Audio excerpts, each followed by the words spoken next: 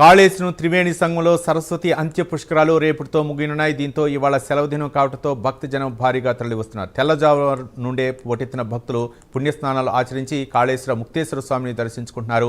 ఇవాళ మహారుద్ర హోమం నిర్వహిస్తుండగా శ్రీమాధానంద సరస్వతి స్వామీజీ పుణ్యస్నానం ఆచరించనున్నారు. సరస్వతి పుష్కరాల్లో నదీ హారతి కార్యక్రమం ప్రత్యేక ఆకర్షణగా నిలుస్తోంది.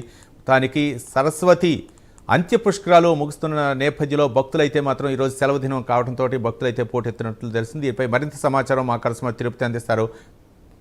తిరుపతి,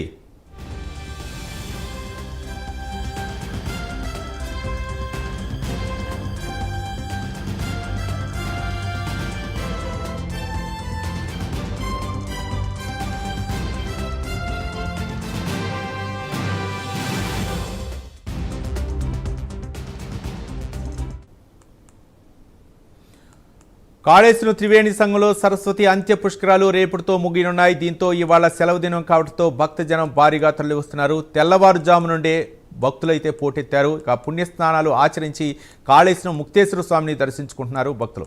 ఇవాళ మహారుద్ర హోమం నిర్వహిస్తుండగా శ్రీమాధవానంద సరస్వతి స్వామీజీ పుణ్యస్నానం ఆచరించనున్నారు.